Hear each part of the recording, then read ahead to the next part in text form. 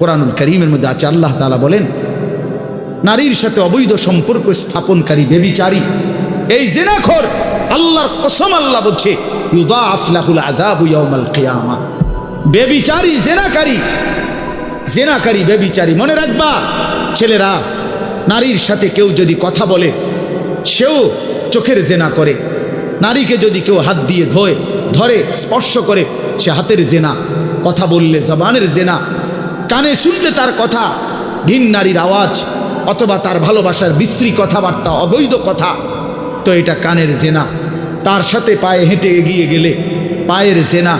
অন্তর দিয়ে কল্পনা করলে নারীকে নিয়ে, অন্তরের জেনা। আর লজ্জাস্থান দিয়ে জেনা করলে সেটাও জেনা। আল্লাহর কসম নবী বলছে সবটাই জেনা।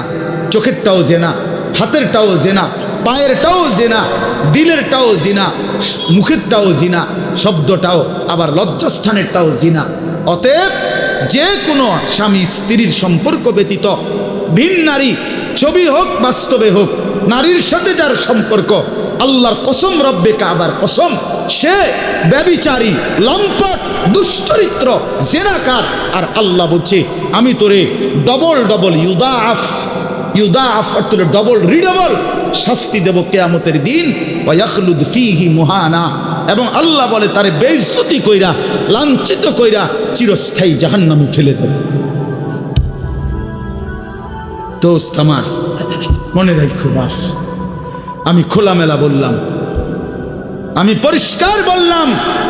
হাজারো ছেলে তোমাদের চেহারা দেখে বোঝা যায় ভাইয়া, এখানেও তোমরা অনেক ছেলে চেহারা দেখলে বোঝা যায় আজকের সারাদিনে এক ওয়াক্ত নামাজ পড়ো নাই। কেমনে এত বড় পাষাণ হইলা? আল্লাহকে এইভাবে কেমনে ভুলে গেলা? কেমনে ভুলে গেলা? কোরআন শরীফের আমি দুইটা কথা বলি। একটা কোরআন শরীফের আয়াত আছে, আমার বাপ আপনাদেরকেও শুনাই, আপনারা আপনাদের ছেলেদেরকে বইলেন। প্রয়োজনে ছেলেটাকে হাতে ধরে একটাবার চোখের পানি ফেলেন, মেয়েটারে হাতে ধরে চোখের পানি ফেলেন।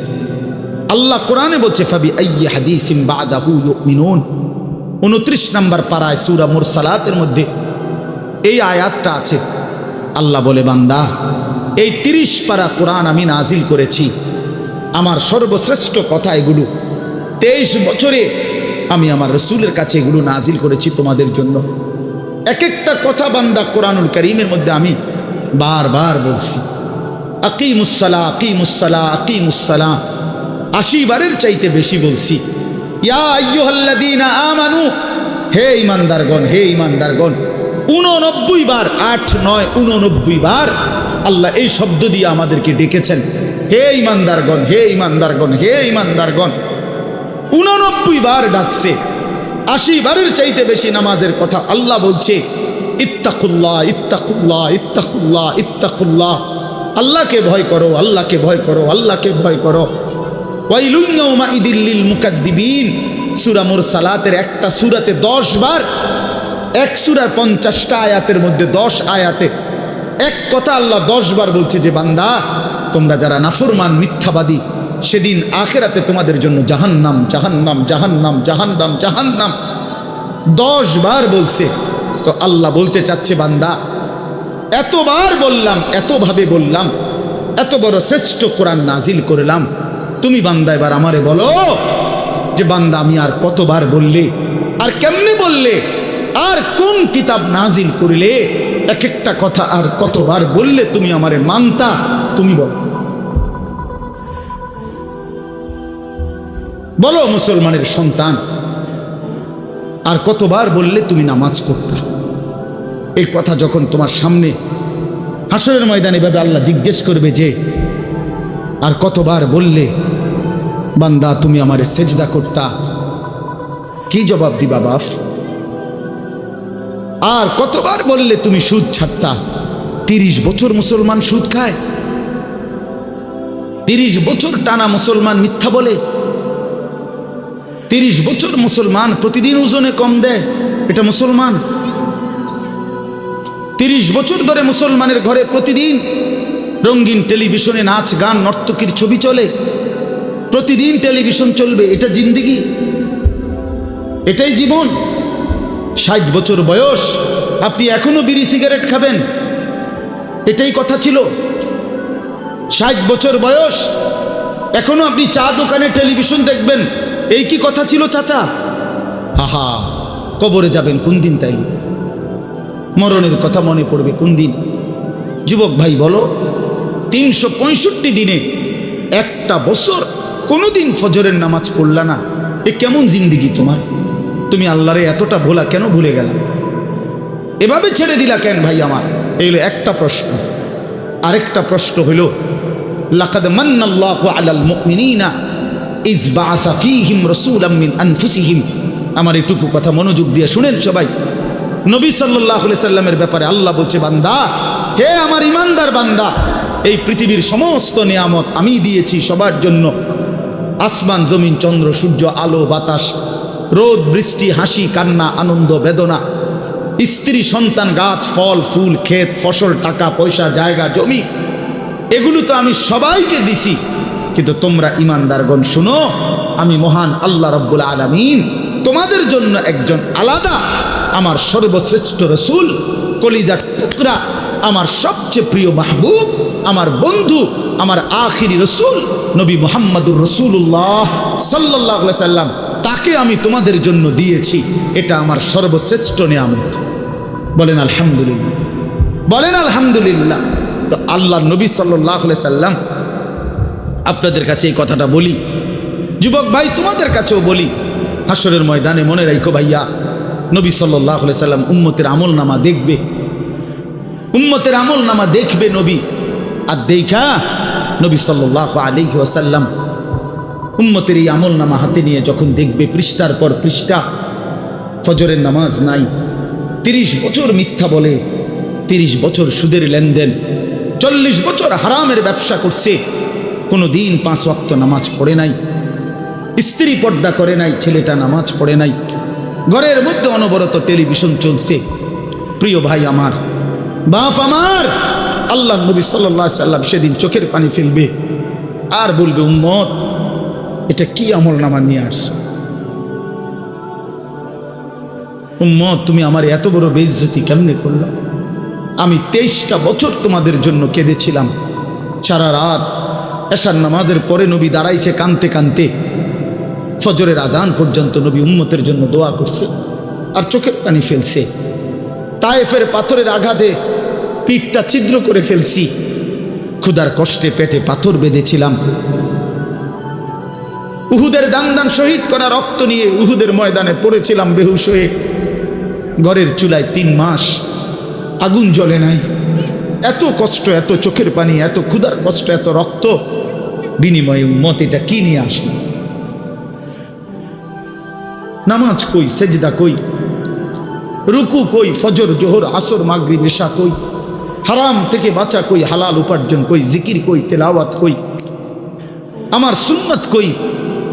কেমনে এমনে ভুলে গেলা উম্মত? আমার এত বড় বেইজ্জতি কেমনে করলা? আমার এত বড় অপমান কেমনে করলা? কি জবাব দিবেন বলো ভাই? আমার কথা শেষ ভাই। কি জবাব হইতে পারে তখন? আল্লাহ তাআলা বলবেন, আল্লাহ তাআলা বলবেন, বান্দা, আমি আর কেমনে বললে তুমি মানতা? নবী বলবেন, উম্মত, আমি আর কত চোখের পানি ফেললে তুমি আমার কথা মনে করতে? আর কত রক্ত ঝরাইতাম আমি? 23টা বছর আমি শুধুই কাঁদছি, শুধুই কাঁদছি, সারা রাত কেঁদেছি। ভাই আমার, দোস্ত আমার, বন্ধু আমার, নওজোয়ান ছেলেরা আমার, নষ্ট হইও না, নষ্ট হইও না। প্রিয় বন্ধু, আজীবন ফিলিস্তিনি রক্ত ঝরবে আর আরাকানে রক্ত ঝরবে, আর তুমি আর আমি নিরাপদ থাকবো, এটা ছিল, এটা যারা ভাবছিলা, আজ ইসকনের গুন্ডারা, ইসকনের সন্ত্রাসীরা এটা প্রমাণ করে দেখাইছে। ইসকনের গুন্ডারা, ওই হিন্দু সন্ত্রাসীরা, এরা প্রমাণ করে দিছে তোমাদের আমাদের সবাইকে, যে মুসলমানের বাচ্চা সুযোগ পাইলে তোদের কাউকে ছাড়ব না। এই জন্য আমার মুসলমান ভাইয়ের, শহীদ সাইফুল ইসলাম আলিফ, অ্যাডভোকেট সাইফুল ইসলাম আলিফের তাজা রক্তে চট্টগ্রামের জমিনে এই ইসকনের গুন্ডারা সন্ত্রাসীরা দিনে দুপুরে প্রকাশ্য দিবালোকে এই 92% মুসলমানের বাংলাদেশে, যে দেশে কালেমার উচ্চে ফজরের আজানে যে দেশে ভোর হয়, যে দেশের কোটি কোটি জনগণ মুসলমান, সে দেশে প্রকাশ্যে দিবালোকে ইসকনের গুন্ডারা সন্ত্রাসীরা এরা আমাদের মুসলমান একজন অ্যাডভোকেটকে জবাই করে ফেলছে। শুনেছ বন্ধু? এটা কি ভাবছ জিন্দেগি শুধু মোবাইল টিপতে টিপতে শেষ হইব? তুমি কোনোদিন মুসিবতে পড়বা না? না, হ্যাঁ, এইভাবেই মনে করছো জিন্দেগি, এই রং তামাশার জীবনটাই শেষ। বাপ কিছু বলে না, মা কিছু বলে না, স্ত্রী কি স্বামী সন্তান সব আলাদা আলাদা, সবাই সবার মন মতো চলতেছো। ভাইয়া, এরই নাম জীবন? বেঈমান বুঝাই দিছে, এই জমিনে রক্ত ঝরাইয়া বুঝাইছে। অনেক মানুষ তো বলে সবসময়, আমরা হুজুররা কেন চিল্লাই, আমরা কে এত কিছু চিল্লাই? আরে বন্ধু, আমরা তো এই কথাই বুঝাইতে চাই যে কাফের বেঈমান সুযোগ পাইলে হুজুর, পাবলিক, জনগণ কাউরে ছাড়বে না। নাই তো অ্যাডভোকেট সাইফুল ইসলাম তো হুজুর না, কথা বলেন না কেন? তো অরে জবাই করলো কেন? অরে জবাই করলো কেন? এই বাংলাদেশে কত মুসলিম নেতা আমাদের জাতির কত বড় বড় রাহবারদেরকে, ওলামায়ে কেরামকে আপনার জেলখানায় পুরাইছে, বছরের পর বছর করে ফেলে রাখছে। কই বাংলাদেশের মুসলমান তো কোনোদিনের বিনিময়ে কারো রক্ত ঝরায় নাই।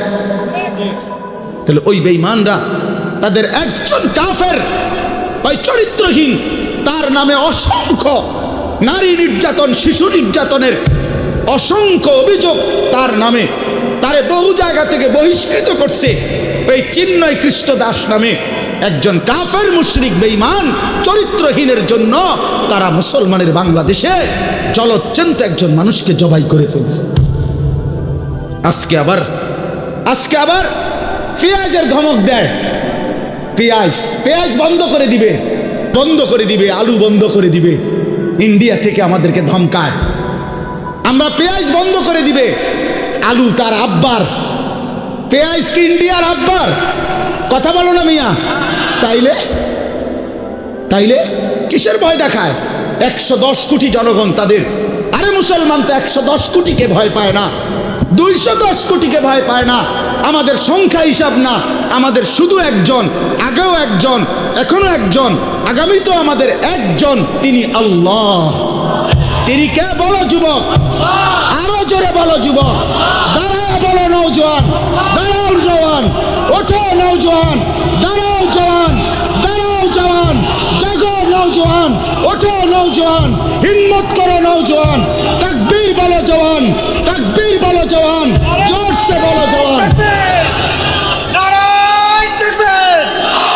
ইসলামের শত্রুরা, ইসলামের শত্রুরা, নারায়ে তাকবীর! ইসলামের শত্রুরা, নারায়ে তাকবীর! এটা মনে রাখতে হবে, এদেশ ইসকনের না, এদেশ মুসলমানের। বলো এদেশ ইমানদারের, এদেশে কালেমার পতাকাই উঠবে। এদেশে হিন্দু থাকুক মানা নাই, কিন্তু ইসকনের গুন্ডারা থাকতে পারবে না, ইসকনের সন্ত্রাসীরা থাকতে পারবে না। তোমরা যুবক জাগবা তো ইনশাআল্লাহ, তোমরা হুঙ্কার ছাড়বা তো ইনশাআল্লাহ। কলিজার খুন দিয়ে হলেও মাতৃভূমির স্বাধীনতা, সার্বভৌমত্ব, প্রতি ইঞ্চি জমিন আমরা রক্ষা করব ইনশাআল্লাহ। বলো ইনশাআল্লাহ, জোরসে বলো ইনশাআল্লাহ। বসো ইনশাআল্লাহ।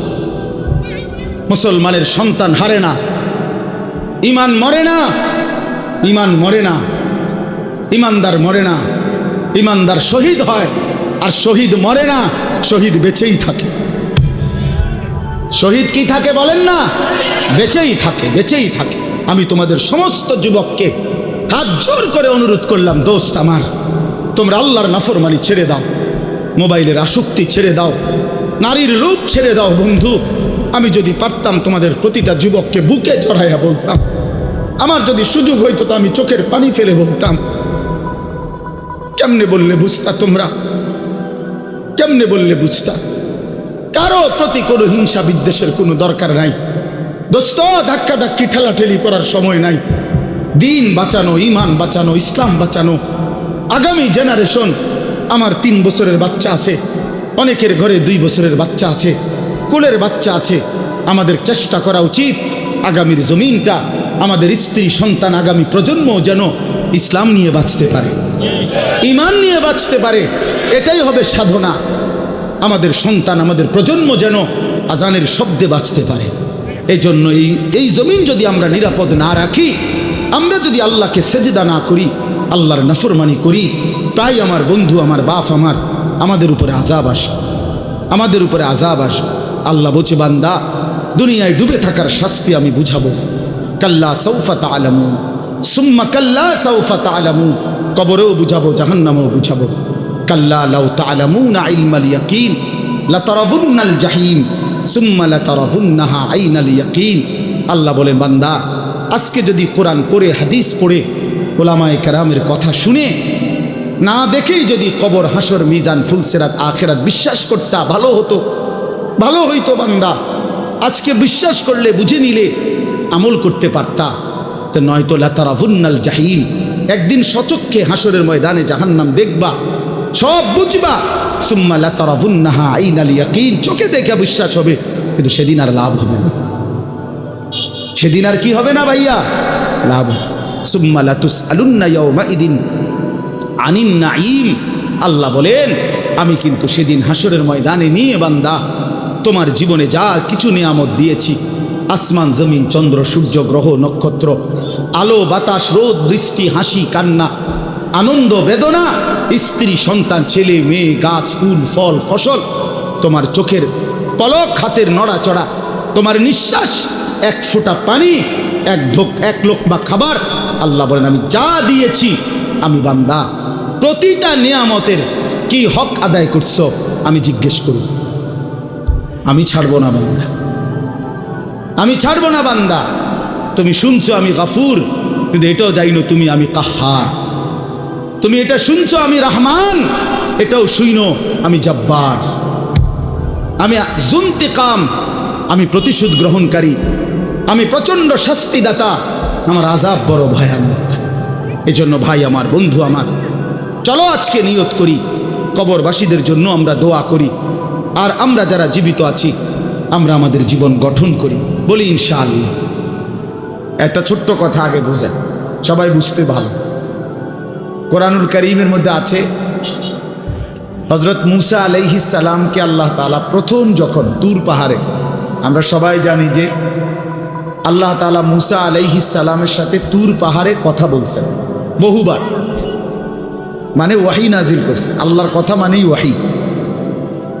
তো প্রথমবার যখন মূসা আলাইহিস সালাম তুর পাহাড়ের ওই টিলাতে উঠলেন, তো সেখানে আল্লাহ তাআলা স্পষ্ট কোরআন শরীফে আছে, আল্লাহ তাআলা প্রথমেই বলে দিছেন, ইন্নী আনা রব্বুক ফাখলা'না আলাইক। মূসা, আমি তোমার রব, আমি তোমার মহান মালিক আল্লাহ। তুমি ফাখলা'না আলাইকা, তোমার 2টা জুতা খুলে ফেলো, 2টা জুতা খুলে ফেলো। আনা আখতারতুকা, আমি তোমাকে নির্বাচিত করেছি। ফাসতামি' লিমা ইউহা, অতএব আমি যা ওয়াহি নাজিল করতেছি, বলতেছি, তা মনোযোগ দিয়ে শোনো। তাহলে এখন কি বোঝা গেল? তাফসীরের মধ্যে আছে, জুতা খুলতে বললেন কেন? প্রশ্ন হলো, জুতা খুলতে বললেন কেন? কথা বললে বলবে। তো আল্লাহ তাআলা এটা বুঝাইছেন, মূসা, আমি রব্বুল আলামিনের কথা শুনবার আদব জুতা খুলে বসে, এই জন্য আদব শিখাইছেন, আদব শিখাইছেন।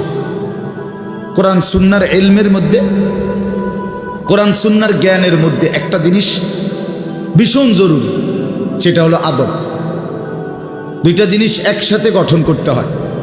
এজন্য আমাদের মাদ্রাসাগুলোতে 2 জিনিস একসাথে পড়ায়, একটা হলো ইলম আর একটা হলো আদব। এজন্য মাদ্রাসাওয়ালারা তাদের বাচ্চাদেরকে যেমন পড়ায়, তো বাচ্চার ওযু, গোসল, চলা ফেরা, উঠা বসা, কথাবার্তা, চাল চলনের দিকেও নজর রাখে, যে ছেলেটা দাঁড়াইয়া পেশাব করে কিনা, ছেলেটা টয়লেট পেপার ব্যবহার করে কিনা, দস্তরখান বিছায়া খানা খায় কিনা, বাবা মাকে সালাম দেয় কিনা, ইত্যাদি ইত্যাদি। মানে শুধু শব্দ মুখস্থ করছে, পড়া দিছে, পড়া নিছে, এটা না, তার সাথে সাথে তার জীবন গঠন হচ্ছে কিনা, আদব শিখতেছে কিনা, আখলাক শিখতেছে কিনা, এইটা হলো একই সাথে লক্ষ্য থাকে। এই জন্য হাদিসের মধ্যে আছে, আমাদের প্রিয় নবী সাল্লাল্লাহু আলাইহি ওয়াসাল্লাম বলছেন, আল্লামানি রব্বি ফা আহসানা তালিমি ও আদ্দাবানি রব্বি ফা আহসানা তাদিবি। এই একটি হাদিসে নবীজি দুইটা কথা বলছে, যে আমার আল্লাহ আমাকে সর্বোত্তম এলেম জ্ঞান শিখিয়েছেন এবং আমার আল্লাহই আমাকে সর্বোত্তম আদব শিখিয়েছেন। তাহলে একই সাথে বলছে নবীজি, আল্লামানি রব্বি আদ্দাবানি রব্বি, আল্লাহই আমাকে এলেম শিখিয়েছেন, আল্লাহই আমাকে আদব শিখিয়েছেন। কেন নবীজি বাম পাও দিয়া টয়লেটে ঢুকছেন, কেন ডান পাও দিয়া মসজিদে ঢুকছেন? মনে করেন এই যে প্রতিটা নড়াচড়া, হাত্তাল হারাকাত ওয়াসসাকানাত, নবীজির প্রতিটি স্থিরতা, প্রতিটা নড়াচড়া সবটাই আল্লাহ তাআলার ফয়সালা, আল্লাহ তাআলার পক্ষ থেকে নির্ধারণ করেন। তিনি সাহাবীদের সাথে পরামর্শ করছে অথবা নিজে নিজে ভাবছে যে কেমনে শুইলে ভালো হয়, কেমনে হাঁটলে ভালো হয়, না না, আল্লাহ তাআলার পক্ষ থেকে নির্ধারণ করে দেওয়া।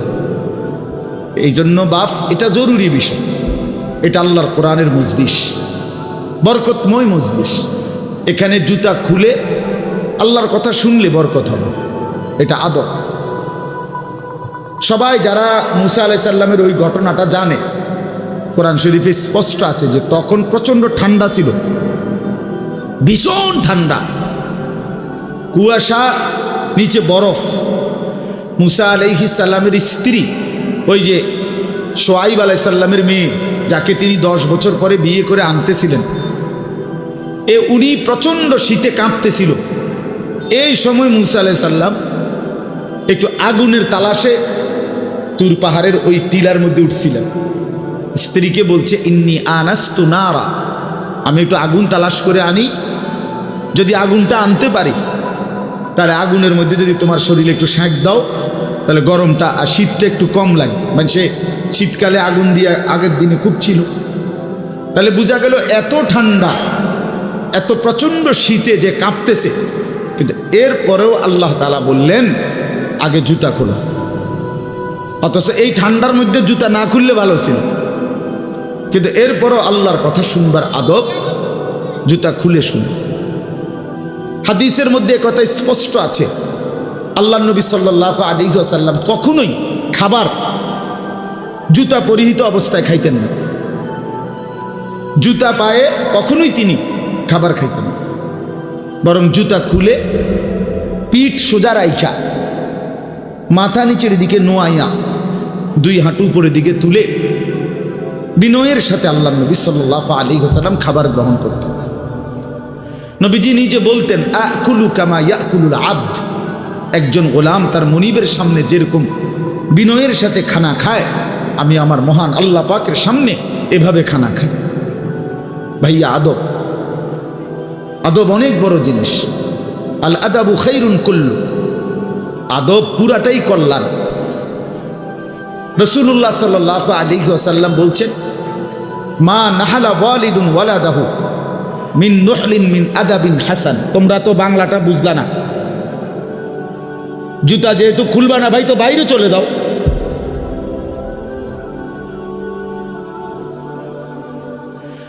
আশ্চর্য মানুষ। না না, অনেকের আছে গাদ্দারি স্বভাব, যে আমি যেমনি আছি এমনি শুনবো। এটা সিধা করতে হবে। জিন্দিগি যদি সোজাই না হয় তো বললাম কারে, বললাম কাকে? শুধুই কেবল ভাইয়া শুনলাম, একজনের পরিচিতি আছে, একজনের জনপ্রিয়তা আছে, একজনের সুর আছে, একজনের টান আছে, একজনের জোরে গলার আওয়াজ আছে, তো এই কারণে জড়লাম। কি ফায়দা এতে ভাই? কথা বুঝেন নাই? আমারে মনে করেন 1 কোটি মানুষ চিনে, তো আপনার লাভ কি? আমারে 10 কোটি মানুষ চিনে, সারা পৃথিবী চিনে, তো আমারে চিনলে তোমার লাভ কি? তুমি কি বদলাইলা? এটা না দেখার বিষয়। আমি আমার জন্য কি গ্রহণ করলাম, এখানে কার জনপ্রিয়তা আছে না নাই, এটা দিয়ে কে ঘাস কাটে? জনপ্রিয়তা দিয়ে হয় কি? কিচ্ছু না, কিছুই না। পৃথিবীর জনপ্রিয় অজনপ্রিয় সব মানুষই ভাত খায়, তো আর জনপ্রিয়তার আলাদা ভ্যালু কি? ঘুম যায়, পেশাব পায়খানা করে, তো আর এনে কি আহামরি কি? এটা কিচ্ছু না, এটা ধোঁকা ছাড়া আর কিচ্ছু ধোঁকা। এই জন্য ভাই আমি আবারও অনুরোধ করছি, তোমরা কষ্ট পাইও না, প্যান্ডেলের ভিতরে দাঁড়াইও না। আমি অনুরোধ করলাম কমপক্ষে প্যান্ডেলের ভিতরে ভাই মাহফিলের যেই যুব সমাজরা আয়োজন করছো ভাই, তোমাদের কাছে অনুরোধ আমার, তোমরা কয়েকজন কমপক্ষে স্বেচ্ছাসেবকের দায়িত্ব পালন করো। যারাই দাঁড়িয়ে আছে তাদেরকে বসতে বলো। এটা ভালো, আজকের জন্য না, সব সময়ের জন্য। হাদিসের মধ্যে আছে হযরত জিবরাইল আলাইহিস সালাম নবীজি সাল্লাল্লাহু আলাইহি সাল্লামের কাছে, শুনতেছেন আপনারা, নবীজির কাছে যখন হযরত জিবরাইল মানুষের আকৃতিতে আসতেন, জিবরাইল আলাইহিস সালাম কখনো কখনো তার মূল আকৃতিতে অদৃশ্যভাবে ওহী নাজিল করতেন কোরআন, আবার কখনো কখনো মানুষের সুরত ধরেও নবীজির সামনে আসতেন। হাদিসে কথা স্পষ্ট আছে যে যখনই জিবরাইল মানুষের আকৃতিতে নবীজির কাছে আসতেন, তো নবীজির সামনে এসে আদবের সাথে বসতেন। কিভাবে বসতেন? হাদিসের এই শব্দটা পর্যন্ত আছে, ফাসনাদা রুকবাতাইহি ইলা রুকবাতাইহি, মানে করেন নবীজি এদিকে ফিরা, তো জিবরাইল ওইদিকে মুখোমুখি মুখোমুখি বসতেন, এভাবে যে উভয়ের হাঁটু বরাবর, বুক বরাবর, চোখ বরাবর, এইভাবে মনোযোগ দিয়ে জিবরাইল আলাইহিস সালাম নবী সাল্লাল্লাহু আলাইহি সাল্লামের সামনে বসতেন। এরপরে তিনি বিভিন্ন বিষয় বলতেন, শুনতেন, নবীজির সাথে কথা বলতেন। তাইলে আদব এটা, আল্লাহর কোরআনের সামনে, রাসূলুল্লাহ সাল্লাল্লাহু আলাইহি সাল্লামের হাদিসের সামনে সর্বোচ্চ আদবের সাথে বসতে হয়, সর্বোচ্চ, এটা বসা, এটাই নিয়ম। হাদিসের মধ্যে আছে, আরো শুনাই আমি, হাদিসের মধ্যে আছে, হাদিসে কুদসি, কোন নেককার বান্দারা যখন আল্লাহর জিকির, আল্লাহর তেলাওয়াত, আল্লাহর কথা শুনবার জন্য, বসবার জন্য, বলার জন্য বসে, তো পুরা মজমা যখন শেষ হয়, তো আল্লাহ ফেরেশতাদেরকে জিজ্ঞেস করে যে আমার এই বান্দাদেরকে কি পুরস্কার দেওয়া যায়? তো তারা বলে, মহান আল্লাহ আপনার ইচ্ছা। তো আল্লাহ তাআলা বলেন, শুনো, আমার এই প্রিয় বান্দাদের মজলিস যারা বসলো, আমি তাদের সকলকে মাফ করে দিলাম। তো ফেরেশতারা বলে, আল্লাহ, এখানে এমন লোকও আছে যে এমনি আসছিল, দ্বীনি উদ্দেশ্যে আসে নাই, আপনার কথা শুনতে আসে নাই, এমনি বইছিল আর কি, ইন্নামা জা আলি হাজাতিন, ব্যক্তিগত কোনো উদ্দেশ্যে আসছে, তাকেও মাফ করে দিবেন। তখন আল্লাহ তাআলা বলেন হাদিসে কুদসি, হুমুল কওমু লা ইয়াশকা বিহিম জালিসুহুম, এই শব্দটা বুঝাইতে চাই। আল্লাহ তাআলা তখন বলেন, আমার প্রিয় বান্দাদের মজলিস, হুমুল কওমু লা ইয়াশকা বিহিম জালিসুহুম, এমন কওম, যে কওম, আল্লাহ বলেন আমার নেক বান্দাদের মজলিস এমন মজলিস যেখানে যেই বসছে আমি আল্লাহ কাউকে বঞ্চিত করি, কাউকেই বঞ্চিত করব না, বরং ফেরেশতারা শোনো, আমি সকলকেই মাফ করে দিলাম। তাহলে এইখানে কথাটা কি, যে জালিসুহুম, আমার নেক বান্দাদের সাথে যারা বসছে আমি সকলকে মাফ করে দিলাম। তাহলে বোঝা গেল বসার গুরুত্বটা আলাদা। এই এতগুলো কথা বলার পরে আর আমার পক্ষে আর কিছু বলার নাই এই বিষয়ে, কোরআন সুন্নাহর আলোকে বললাম। এরপরে কোনো বদনসিব যদি নাই বসে, তার কি করার আছে? তার কি মাথার বাড়ি দেওয়া যাবে? কথা বুঝছেন? কাজেই এরপরে কোনো দুর্ভাগা না বসলে ঠিক আছে। ইসরাফিলের ফু যেদিন দিবে সেদিনও বহু মানুষ গাফেল থাকে, হাদিস আছে। ইসরাফিলের ফু হবে, পৃথিবীতে ভূমিকম্প শুরু হবে, জমিন কাঁপতে শুরু করবে, আসমান ভাঙতে শুরু করবে, তখনও গাফলতের মধ্যে বহু মানুষ থাকে। এই অবস্থাতেই মৃত্যু হবে, এই অবস্থাতেই হাসর হবে। কাজেই গাফেল থাকবেই, গাফেল থাকবেই। এই জন্য আল্লাহ তাআলা আমাদের প্রত্যেককে আল্লাহর কথা, কোরআন সুন্নাহর কথা মনোযোগ দিয়ে আন্তরিকতা নিয়ে শুনবার তৌফিক দান করেন। এবার আর একটা কথা, ছোট্ট কথা, সেটা হলো ভাই, মেহেরবানি করে প্রত্যেকে এই যাদের হাতে মোবাইল, এই হাতে ধরা এই মোবাইলগুলো নামায় ফেলে। আল্লাহর ওয়াস্তে আমার এই কথাটা রাখো, ভালো হবে, আমি তোমাদের কল্যাণের জন্য বললাম। আল্লাহর ওয়াস্তে এই হাতের মোবাইলটা অল্প একটু সময়ের জন্য আমি অনুরোধ করলাম, এটা নামাইয়া এটা বন্ধ করে দাও। এমনি শুনো, চেহারার দিকে তাকাইয়া শুনলে দোস্ত ভালো হবে, মনোযোগ বাড়বে, দিলে কথা জমে। শুধু মোবাইলটা ধরে রাখলে একটা বড় সমস্যা হলো নিজের অন্তরের মধ্যে যেখানে থাকে এটা যে আমার মোবাইলে উঠতেছে কিনা, এই সেই জন্য সারাক্ষণ নজর এটার দিকে থাকে। আর একটা মনোবিজ্ঞানীদের একটা কথা হলো, মানুষের অন্তর একসাথে দুই জিনিস ভাবতে পারে না। এটা একটা কি পরীক্ষিত কথা, দিলে একই মুহূর্তে দুই জিনিস ভাবে না, এটা রাইখে তোমার আরেকটা ভাবতে হবে।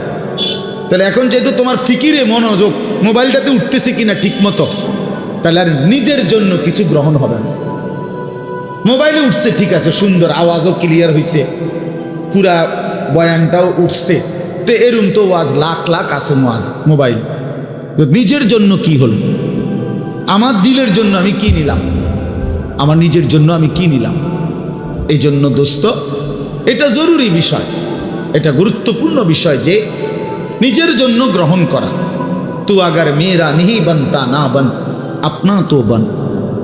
ভারতীয় উপমহাদেশের একজন বিখ্যাত বুজুর্গ বলছেন, সৈয়দ আবুল হাসান আলী নদভী রহমতুল্লাহ আলাই, হে যুবক, যদি তুমি মানুষের কল্যাণ, সমাজের কল্যাণ, কারো কোনো উপকার যদি করতে নাও পারো, আপনা তো বান, নিজের ভালোটুকু তো করো, নিজের কল্যাণটা তো কমপক্ষে ভাবো, নিজেরে কমপক্ষে সুন্দর বানাও। আমি কে? আমি কোত্থেকে আসলাম? আমারে কে বানাইলো? আমি কোত্থেকে আসলাম? কেন বানাইলেন? আমি ফিরে যাব কোথায়? প্রতিনিয়ত দোস্ত, বন্ধু আমার, বাপ আমার, যে মানুষগুলো কবরে চলে যায়, তাদেরকে কে নিয়ে যাচ্ছে? কেউ তো নিজের থেকে মরতে চায় না, আত্মীয় স্বজনও তো কারো মৃত্যু চায় না, কিন্তু একজন অদৃশ্য মালিক নিয়ে যাচ্ছে। কেন নিয়ে যান? কেন নিয়ে যাচ্ছেন? কোথায় নিয়ে যাচ্ছেন? এজন্য প্রিয় বন্ধু, বাপ, এটা আমাদের ভাবা উচিত, এতটুকু যে আমি নিজের কমপক্ষে ভাবি, আপনা তো বান।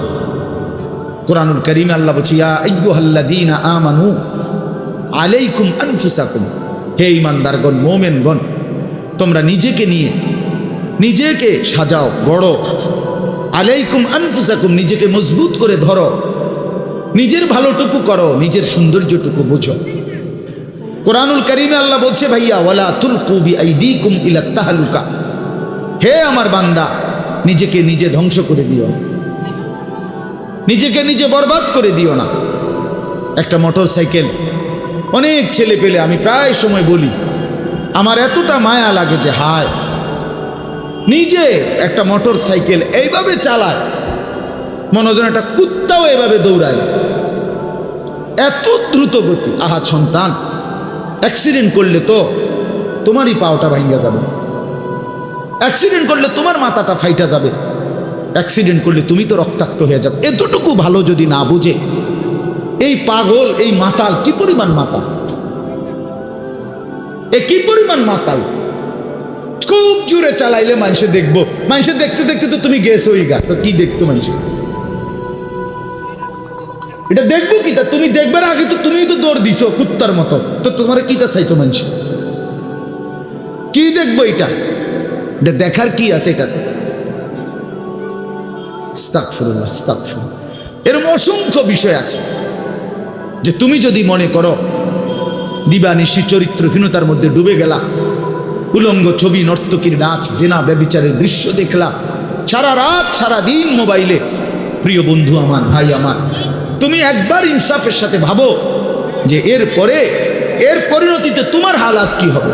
তোমার শরীর, তোমার যৌবন, তোমার যৌন শক্তি, তোমার যৌবনের সক্ষমতা, এটা যখন প্রয়োজনের মুহূর্তে হারায় যাবে, তুমি যখন ফকির হইবা, তুমি যখন ফকির হয়ে যাইবা, একদিন শরীরের সক্ষমতার অভাবে যখন ধুকে ধুকে কাঁদবা, দুনিয়া তো বেইজ্জতি, আখেরা তো বেইজ্জতি, তো কি হবে সে? কে তোমার খবর নিবে? কে কার খবর নেয়? স্বার্থপর এই দুনিয়ায় কেউ কারো খবর নেয় না দোস্ত। এই স্বার্থপর দুনিয়ায় কেউ খবর নেয় না। তুমি যেদিন মরে যাবা, আমি যেদিন মরে যাব, সেদিনও পৃথিবীতে সূর্য উঠবে, চাঁদ উঠবে, এই গাড়ি চলবে, সিএনজি চলবে, অটো চলবে, দোকানপাট খুলবে, ব্যস্ত মানুষ সব বাজার ব্যবসা ঠিকই চলবে, সব দৌড়াচ্ছে, শুধু আমি নিস্তব্ধ, শুধু আমি থেমে গেলাম। আমার হাত আর নড়ে না, পা আর নড়ে না, আমার আর চোখ খোলে না, আমার আর জিন্দিগির কোনো স্পন্দন নাই। এরই নাম দুনিয়া, এরই নাম দুনিয়া। বিকালবেলা যারা জানাজা পড়ছে, এই স্ত্রী ছেলে কাঁদছে সারাদিন বাপের জন্য, স্বামীর জন্য, এই মানুষগুলোই রাত্র 9টায় আবার পাশের বাড়ির থেকে রান্না করে আনছে, এরাই পেট ভরে ভাত খাইতেছে। এরই নাম দুনিয়া, এর নাম দুনিয়া, এর নাম দুনিয়া। এই মানুষগুলো তো একদিন উপাস থাকলো না, আপন সন্তান, আপন স্ত্রী, তাহলে ধোকার এই দুনিয়া কার জন্য সাজাই? কার জন্য বলেন? বলেন কার জন্য? ইয়ালামুনা যাহিরাম মিনাল হায়াতিদ দুনিয়া ওয়া হুম আনিল আখিরাতি হুম গাফিলুন। আল্লাহ বলে, বান্দা দুনিয়ার জীবন তো খুব বুঝলা, কিন্তু আখিরাতের ব্যাপারে গাফিল হয়ে রইলা। আমার ছেলেরা, তোমরা বলো ভাই, তোমরা যারা খোদার 365 দিনে একটা বছরে কোনো দিন ফজরের নামাজ কোনো দিন পড়ো নাই, তোমার এই পরিণতি, তোমার এই গন্তব্য শেষ কোথায়? তুমি বলো ইনসাফের সাথে। তোমার বিবেককে, প্রিয় বন্ধু, 1 মিনিটের জন্য আমি তোমার বিবেককে বললাম, তুমি বলো, সারাদিন যে উলঙ্গ ছবি দেখলা, সারা রাত যে নর্তকীর ছবি দেখলা, এরপরে তোমার গন্তব্য কোথায়? থামবা কোথায়? তুমি কোথায় গিয়ে থামবা? তোমার পরিণতি কি? তোমার টার্গেট কি? এই নাচ, এই গান, এই ছবি, এই জেনা, এই ব্যভিচার, এই মদ, এই জুয়া, এই ফ্যান্সিডিল, এই ইয়াবা, আরে নাফরমান, তোরে শেষ পর্যন্ত কোথায় গিয়ে থামাবে? তোরে একটা জানোয়ার ছাড়া, একটা কুকুর বিড়াল ছাড়া, একটা হাইওয়ান ছাড়া আর কিচ্ছু বানাবে না। তোরে একটা নর পশু বানায় দিবে। চরিত্রহীন মানুষ থাকে না, লম্পট কোনোদিন মানুষ হয় না। মদখোর, নেশাখোর, জুয়ারি, ফেন্সিখোর, বাবাখোর, ডাইলখোর, ইয়াবাখোর, ফুট্টাখোর, হারামখোর, ওই মানুষ থাকে না, ওই জানোয়ার হয়ে যায়। জানোয়ার, জানোয়ার হয়ে যায় বেটা, জানোয়ার হয়ে যায়। যে কপাল সেজদা দেয় না, সে কপাল, যে মানুষ মানুষ হয়ে সেজদা দেয় না, আল্লাহর কসম, আল্লাহ তাআলা কোরআনে বলছে, ইবলিস তুই সেজদা দিলি না, আজকের থেকে তুই শয়তান। এজন্য যে কপাল সেজদা দেয় না, সে মানুষ নয়, শয়তান। শয়তান বেটা, তুই বেটা শয়তান, শয়তান, এটা শয়তান। এর আগে কোনোদিন ইবলিসকে শয়তান বলতো? কোন দিন থেকে বলছে? যেদিন থেকে সে সেজদা দেয় নাই। কথা বলেন না কেন? ইবলিসের আগে কি শয়তান আছিল? সেজদা যেদিন দিল না, সেদিন থেকে মালিক বলল, আজকের থেকে তুই শয়তান। ইবলিস যেদিন সেজদা দিল না, সেদিন আল্লাহ বলল, ফখরুজ ফাইন্নাকা রাজিম, বের হ, আজকের থেকে তুই রাজিম, অভিশপ্ত, মালউন, অভিশপ্ত, রাজিম। আল্লাহ বলছে, ওয়া ইন্না আলাইকা লানাতা ইলা ইয়াউমিদ্দিন। ইবলিস তুমি সেজদা দিলা না, মনে রেখো আজকের থেকে কিয়ামত দিবস পর্যন্ত তোর উপরে আমি আল্লাহর লানত। এজন্য বেনামাজি তোর উপরে আল্লাহর লানত, তোর উপরে আল্লাহর লানত, তোর উপরে খোদার গজব।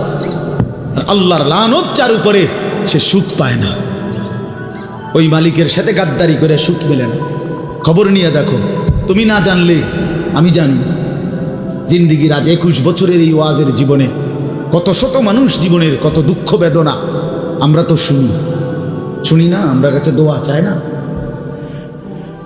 কোনো হারামখোর, কোনো সুদখোর, কোনো ঘুষখোর, কোনো বেপর্দা নারী, কোনো বেহায়া নারী, কোনো মদখোর জুয়ারি, কোনো নারীর সাথে অবৈধ সম্পর্ক স্থাপনকারী পুরুষ কিংবা নারী, আল্লাহর কসম সুখে নাই, সুখ মিলে না, সুখ মিলে না। নোনা জলে তৃপ্তি হয় না। যে পানি লবণাক্ত ওই পানি তৃষ্ণা মিটায় না। অতএব গুনাহ তৃষ্ণা মিটায় না, গুনাহ কাউকে তৃপ্তি দিতে পারে না। আল্লাহর নাফরমানি কাউকে সুখ দিতে পারে না বন্ধু। আল্লাহ কোরআনে বলছে ওয়াদারু যাহিরাল ইসমি ওয়া বাতিনা, আমার বান্দা প্রকাশ্য গুনাহ ছেড়ে দাও, গোপন গুনাহ ছেড়ে দাও। আল্লাহ বলছে ওয়ালা তাকরাবুল ফাওয়াহিশা মা যাহারা মিনহা ওয়া মা বাতান, আল্লাহ বলছে বান্দা প্রকাশ্যে কিংবা গোপনে কোনো অশ্লীলতা, বেহায়াপনা, অসভ্যতার কাছেও যেও না। আল্লাহ বলছে ওয়ালা তাকরাবুজ জিনা, জিনা ব্যভিচারের কাছে, নারীর সাথে অবৈধ কোনো রকম সম্পর্কে যেও না বান্দা। ইন্নাহু কানা ফাহিশা, এটা বড় বেশি অশ্লীলতা। ওয়াসাআ সাবিলা, এটা বড় মন্দ পথ। হায় যুবক, ভুল করো না। ওই নারীর ফাঁদে একদিন তোমার সে জাহান্নামে পৌঁছায়, একদিন তোমার কবরে পৌঁছায় দেবে। সে তোমারে সুখ দিবে না। চরিত্রহীন নারী সুখী হয় না। যার নিজের সুখ নাই তে তোমারে কি সুখ দিবে? সুখ দিবে কিভাবে? সিনেমার নর্তকী সুখ দিবে কিভাবে? সে নিজে তো সুখে নেই, সে তো সুখে নেই। এই জন্য এটা জরুরি। বাবাদেরকেও বলি, হায়াতের 60 বছরেও যারা গুনাহ ছাড়তে পারেন নাই, মনে রাখেন বাপ, দেখা যায়, কবর দেখা যায়।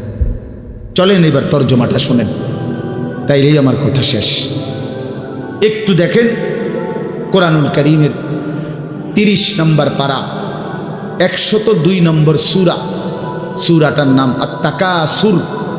ছোট্ট একটা সূরা, 8টা আয়াত আমি তেলাওয়াত করছি। এই ছোট্ট সূরাটার তর্জমা বলেই আমি আমার কথা শেষ করে ফেলবো ইনশাআল্লাহ।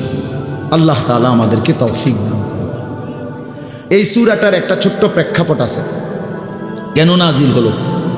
এটারে আরবিতে শানে নুজুল বলে। অর্থ হলো শানে নুজুল হলো, কেন নাজিল হলো সূরাটা। রাসূলুল্লাহ সাল্লাল্লাহু আলাইহি ওয়াসাল্লামের জামানায় মক্কায় কুরাইশ বংশের লোকেরা, নবীজির বংশের নাম হলো কুরাইশ বংশ নাকি?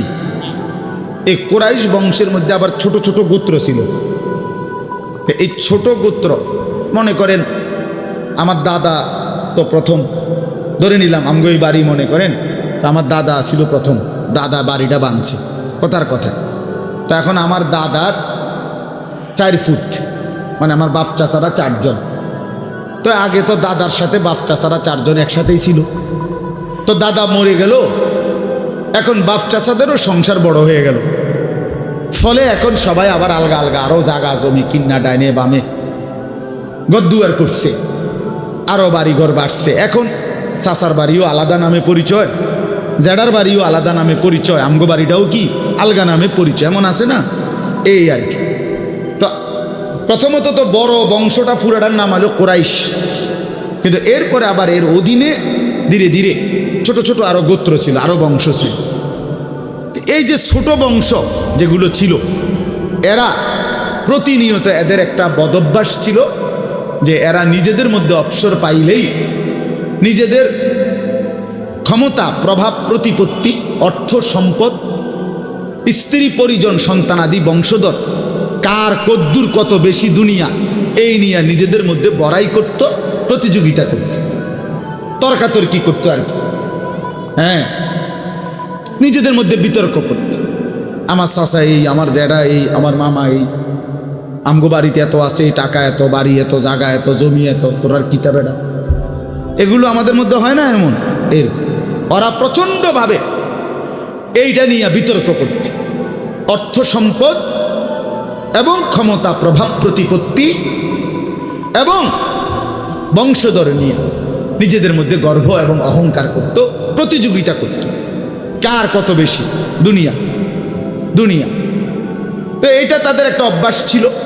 এর মধ্যে 2টা গোত্র, বনু আব্দে মানাফ এবং বনু সাহাম, ওই কুরাইশের শাখা, এই 2টা গোত্রের নাম। একদিন তারা এই 2 গোত্র প্রচণ্ড তর্কে লাগছে, কার বংশ বড়, কার সম্পদ বেশি, কার ক্ষমতা বেশি কইতেছে, এরা একবার কয় এরা একবার কয়। এই বলতে বলতে যার জের বড়ত্ব, দুনিয়ার অহংকার, দুনিয়া বাড়ানোর এই নেশা বুঝাইতে বুঝাইতে এক পর্যায়ে ওই বনু সাহাম একটা গোত্র, তারা বনু আব্দে মানাফ এই পরিমাণ বলছে যে তারা হিসাব করছে যে আমগো কইমা যাইতে আছে, মানে এরা হাইরা যাবে হিসাবে, এরার থেকে মানে হিসাব দিতে গিয়া আর মিলাইতে পারতেছে না, এগো বাইরে গেছে। এই তখন এরা এই বনু সাহাম এই গোত্র কইল কি অগরে এ দিগাও, কই কবরস্থানে আসো। কোথায়? কবরস্থানে আসো, আসো কবরস্থানে। কবরস্থানে কি আসো না? তা আইসা এবার কবরস্থানের সামনে আইসা তাগো ওই মুর্দা যারা কবরে তাগো বংশের এবারে এই হ্যাগো হিসাব দেওয়া হইতেছে। এই বাট আমার চাচা মরলে কি হয়েছে, চাচা কি আছিল তুই জানো? আমার দাদা মরলে কি হয়েছে বেটা? হ্যাঁ, আমার দাদার ভয়ে দাদা নিজে কাঁদতো বেটা। তার মানে এবার অহংকার করতে করতে দুনিয়ার বড়াই বুঝাইতে বুঝাইতে জীবিত দিয়ে আর হিসাব না মিলাইতে পাইরা কই গিয়া পড়ছে? কবরস্থানে গিয়া পড়ছে। এদের এই মন্দ আচরণ আল্লাহ তাআলা নারাজ হয়ে আল্লাহ তাআলা তখন এই আচরণের কারণে কোরআনুল কারীমের এই সূরাটা নাজিল করছেন। 102 নম্বর সূরা আত-তাকাসুর নাজিল করে আল্লাহ বললেন, হায় বান্দা কি করছো, করছোটা কি? এইনি কাজ ছিল, এইনি কথা ছিল তোমাদের। দুনিয়া বাড়ানোর নেশা, দুনিয়ার প্রতিযোগিতা, সম্পদ, বংশধর, এই গর্ব, এই বড়াই, এই হিসাব তোমাদেরকে ডুবাইয়া দিল, আখিরাত তো ভুলাইয়া দিল। এই তখন আল্লাহ তাআলা বলেন, কি বলেন শুনেন, আলহাকুমুত তাকাসুর। আলহাকুম এই শব্দের দুইটা অর্থ, শাগালাকুম ও আনসাকুম। আল্লাহ তাআলা বলেন, হায় আলহাকুম তোমাদেরকে ব্যস্ত করে ফেললো দুনিয়া, আর আনসাকুম আল আখিরা তোমাদেরকে আখিরাত ভুলাইয়া দিল। তোমরা কবর ভুলে গেলা, হাসর ভুলে গেলা, পরকালের হিসাব ভুলে গেলা, আখিরাত ভুলে গেলা, আর দুনিয়ার মধ্যে ডুবে গেলা। কি কারণে ডুবলা, কি কারণে আখিরাত ভুললা? আত-তাকাসুর এই বাড়ানোর প্রতিযোগিতা, অর্থ সম্পদ, ক্ষমতা, বংশধর, টাকা পয়সা, মাল দৌলত, এগুলো বাড়ানোর নেশা তোমাদেরকে আখিরাত ভুলাইয়া দিল আর দুনিয়ার মধ্যে ডুবাইয়া ফেললো, ব্যস্ত করে ফেললো। হাত্তা জুরতুমুল মাকাবির। আল্লাহ বলেন, হায় বান্দা এক পর্যায়ে কবরস্থানেই পৌঁছে গেল। এর ডাইরেক্ট কথা, শেষ পর্যন্ত কবরস্থানে চলে গেলা। অহংকার করতে করতে, বড়াই করতে করতে, দুনিয়া সাজাইতে সাজাইতে, দুনিয়া মিলাইতে মিলাইতে। এ কথার দুই অর্থ। এবার এক হলো সরাসরি ওদেরকে বলছে কাজটা তোমরা ভালো করলা না, আরেকটা হলো আমাদের সবাইকে বলছে, আমার বান্দারা তোমরা যারা এই পরিমাণ দুনিয়া নিয়ে ব্যস্ত হইলা, দুনিয়া সাজাইতে লাগলা, যে এক পর্যায়ে এই দুনিয়া সাজাইতে সাজাইতেই হাত্তা জুরতুমুল মাকাবির, কবরে পৌঁছে গেলা, একদিন মরে গেলা, অথচ আখিরাতের কোনো পুঁজি নাই, কবরের কোনো সামান নাই। কামটা কি করো, কামটা কি করো, কাজটা কি করলা বান্দা, কি করো?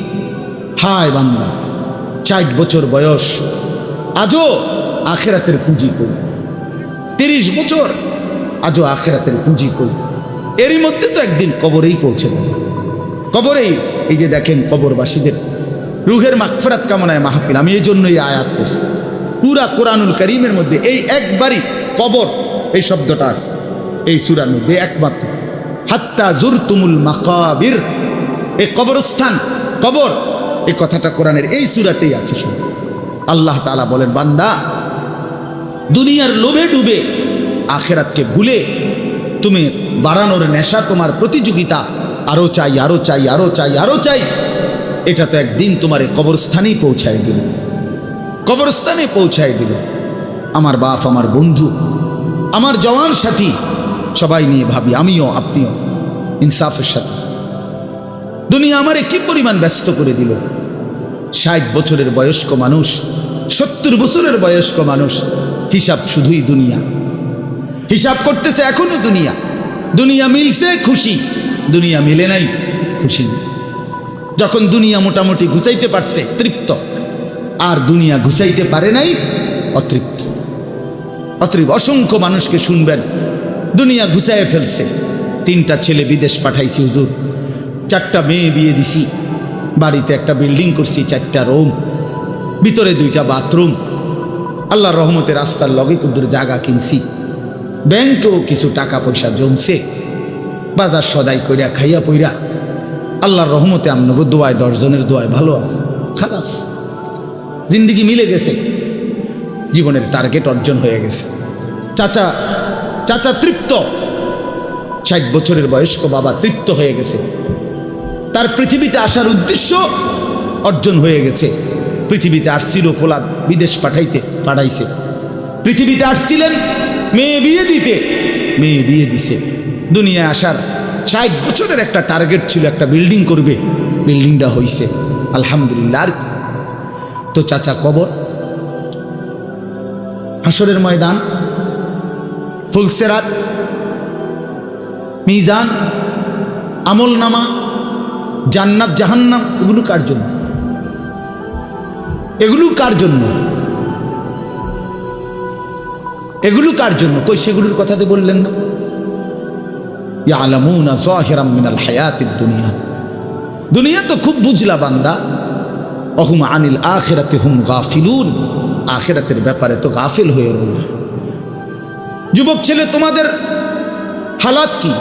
তোমরা মনে করছো তোমাদের লজ্জাস্থানের যৌনতার একটা শাহওয়াত আছে, চাহিদা আছে, এই চাহিদাটা যদি পূরণ হয়, নারী, ছবি, বন্ধুদের অসৎ আড্ডা, মোবাইলের অশ্লীল ছবি, এই জেনা ব্যভিচারের যে কোনো সুযোগ কিংবা কোনো অসভ্যতা নোংরামির কোনো সুযোগ পাইছ, জীবন উপভোগ করতেছ, খালাস খালাস। কোথায় নামাজ, কোথায় আখেরাত, কোথায় মৃত্যু, কোথায় কবর? আহা বাফ, কিছুই মনে করেন, কিছুই মনে করেন, কিছুই মনে করেন। এরই নাম জিন্দিগি, এরই নাম মুসলমান। এখানেই জীবনের সমাপ্তি, আর কিছু নাই। কবর বলতে কিছু নাই, আখিরাত বলতে কিছু নাই। আল্লাহ তাআলা বলেন, বান্দা আলহাকুমুত তাকাসুর, আহা বান্দা, দুনিয়ার নেশা তো তোমাদেরকে ভুলায় দিল আখিরাত। হাত্তা জুরতুমুল মাকাবির, এরই মাঝি তো একদিন কবরেই পৌঁছে, একদিন কবরে পৌঁছে তুমি তো উপলব্ধি করবা, কাল্লা সাউফা তা'লামুন সুম্মা কাল্লা সাউফা তা'লামুন। আল্লাহ তাআলা বলে, বান্দা শোনো, সাবধান, কাজটা ভালো করলা না, দুনিয়ায় ডুবে গেলা, আখিরাত ভুলে গেলা। সাউফা তা'লামুন, 2 বার বলছে একটা কথা আল্লাহ, অল্প সময়ে তুমি জানতে পারবা, অল্প সময়ে তুমি জানতে পারবা। তাফসীরের মধ্যে লিখছে 2 বার কেন বলল আল্লাহ? আল্লাহ বলেন, হে নাফরমান বান্দা, তোমারে আমি একবার কবরে আযাব দিয়া বুঝাবো তোমার এই নাফরমানির পরিণতি কি, আরেকবার হাসরে নিয়া জাহান্নামের আযাব দিয়া বুঝাবো তোমার এই নাফরমানির পরিণতি কি। তুমি সেদিন বুঝবা বান্দা, আমার কবর কি, আমার আখিরাত। রাসূলুল্লাহ সাল্লাল্লাহু আলাইহি ওয়াসাল্লাম বলেন, নাফরমান যখন কবরের প্রশ্নের জবাব দিতে পারবে না, তো আল্লাহ তাআলার পক্ষ থেকে ফেরেশতাদেরকে বলবে, আফরিশুহু মিনান নার ওয়ালবাসুহু মিনান নার ওয়াফতাহু লাহু বাবান ইলান নার। আমার বান্দার কবরের মধ্যে জাহান্নামের বিছানা বিছিয়ে দাও, জাহান্নামের পোশাক পরিয়ে দাও, জাহান্নাম বরাবর দরজা খুলে দাও। ফেরেশতারা এই 3টা কাজ করে এই ফেরেশতারা সরে যাবে। আল্লাহ নবী সাল্লাল্লাহু আলাইহি সাল্লাম বলেন, কবর তখন তাকে একটা চাপ দিবে, এই চাপে এই ব্যক্তি ডান পাশের মাটি বাম দিকে, বাম দিকের মাটি ডান দিকে, এইভাবে আইসা চাপ মারবে। আল্লাহ রসুল বলে, ডান পাশের হাড্ডি, পাঁজরের এই সাটনার হাড্ডি ভাঙ্গা বাম দিকে ঢুকে যাবে, বাম দিকের গুলো ডান দিকে। উদাহরণ দিয়ে বুঝাইছে নবী, হাত্তা তাখতালিফা আদলাউহু, এভাবে 2 আঙ্গুল যেমন একটা আরেকটার মধ্যে ঢুকে যায়, হাড্ডি পাঁজরের গুলো এইভাবে একটা আরেকটার সাথে ঢুকে যায়। আল্লাহ নবী সাল্লাল্লাহু আলাইহি সাল্লাম বলেন, ওয়া ইউকাইয়াদু লাহু মালাকুন আবকামু ওয়া আসাম্মু ওয়া আ'মা। তার কবরে এরপরে নাফরমানের কবরে একজন ফেরেশতা পাঠানো হবে। এই ফেরেশতা 3টা গুণ, এই ফেরেশতা বোবা, এই ফেরেশতা বধির, এই ফেরেশতা অন্ধ।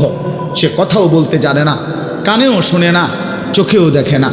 আল্লাহ রসুল বলেন ফায়ুতরাবু লাহু বিমিতরাকাতিম মিন হাদিদ, এই ফেরেশতা তখন তাকে লোহার গুর্জ, লোহার হাতুড়ি দিয়ে নাফরমানের দরবাতান বাইনা উজুনাইহি, দুই কান বরাবর মাঝখানে আঘাত করবে। এক একটা আঘাতে ফায়াসিহু সাইহাতান, নাফরমান এভাবে চিৎকার করবে ইয়াসমাউহা মান ইয়ালিহি ইল্লা সাকালাইন, মানুষ এবং জিন ব্যতীত আল্লাহর কসম গোটা সৃষ্টি এই নাফরমানের আওয়াজ শুনতে পাবে, চিৎকার শুনতে। দোস্ত আমার, বন্ধু আমার, ছেলেরা আমার, জিন্দিগি বড় বেশি রঙিন মনে করছে তুমি। 18,000 টাকার একটা মোবাইলের কাছে হেরে গেলাম মুসলমানের ছেলে। মাত্র 20,000 টাকা দামের একটা মোবাইলের কাছে এত সুন্দর জীবন শেষ করে দিল। ভুল করো না, ভুল।